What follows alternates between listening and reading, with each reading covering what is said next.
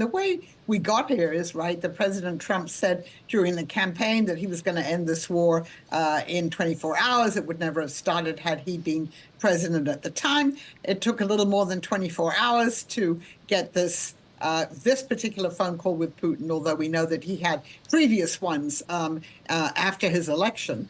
And so he got the Ukrainians by putting pressure on them to agree to a 30-day total ceasefire, and that's what he said he wants from the Russians. I've just been reading the Russian readout, the Kremlin's readout of the talks. It's a little different from the one that we got from the U.S. side, and it mentions that Trump asked Putin for a ceasefire on hitting energy and infrastructure targets, and it said that, Putin was favorably inclined to it. It didn't actually necessarily say that he agreed with it. And a lot of it had to do with the restoration of U.S.-Russian relations. And apparently they're going to organize hockey games between Russia and the United States. But the thing that's most notable in the Russian one, and I think your correspondent already alluded to it, is that Putin's saying that they have to get to the fundamental causes, the root causes of why this war broke out. And that's going to go right back to NATO, to Ukraine wanting to be part of the West, and to Putin essentially saying that can't happen. So I will be curious to see how this works out. I'd also like to know how they're going to enforce this very limited but still important ceasefire. Don't forget, Russia has destroyed 70% of Ukraine's electricity production during this war. How are they going to monitor this, and then what comes after it? But Angela, does it seem like to you that it is indeed the beginning of the end of this war? It may be. I think it's certainly the beginning of the U.S. and Russia reestablishing relations, and we've heard that from President Trump. Is it the beginning of the end of this war?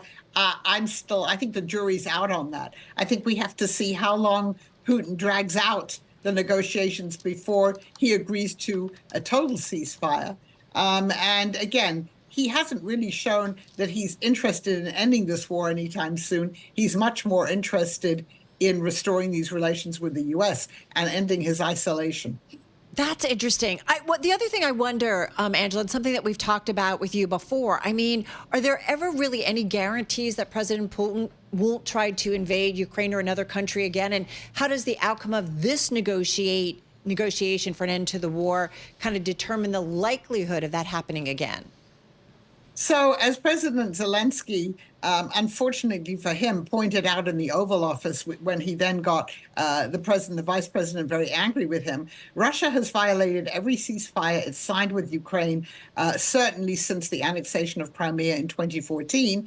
And Russia has also violated every treaty it's signed with Ukraine since its independence. So I think one has to be very skeptical. And this is, of course, why President Zelensky, again, unfortunately for him, in the Oval Office, wanted to talk about security guarantees. Because without very robust security guarantees, there's absolutely no reason to believe that Russia wouldn't try and invade Ukraine again. The best security guarantee we know would be Ukraine joining NATO. That's been taken off the cards now by the Trump administration. But it needs these guarantees. And the Europeans, the French, the British, and other European countries have said they're willing to provide security guarantees, boots on the ground to be a stabilization force once the war ends. But they say they need American backup for this. And that's something which the Trump administration has not committed itself to. Angela, let's say this is the beginning of the end of the war, and it does end. What does Russia look like on the other side of this? Is it stronger or weaker than it was? Is Putin more emboldened than he was pre-invasion? Yeah, so what it looks like is, the economy is not in good shape, and it's going to get worse the longer this war goes on for Putin. So if the war ends, that would, and obviously if the sanctions are removed, which they would be if the war ends at some point, then that would be very beneficial for Putin. But yes, he comes out of this looking stronger. He invaded another country unprovoked, and presumably, I mean, we have to see if Ukraine has to make territorial concessions to Russia, he will then, have taken 20% of Ukraine. And unless there are these very robust security guarantees, he could invade again. And now he'll be he'll be invited back to the United States. Maybe the Europeans won't want to deal with him for any time soon. But Russia's actually strengthened its international position in many ways while it's been fighting this war.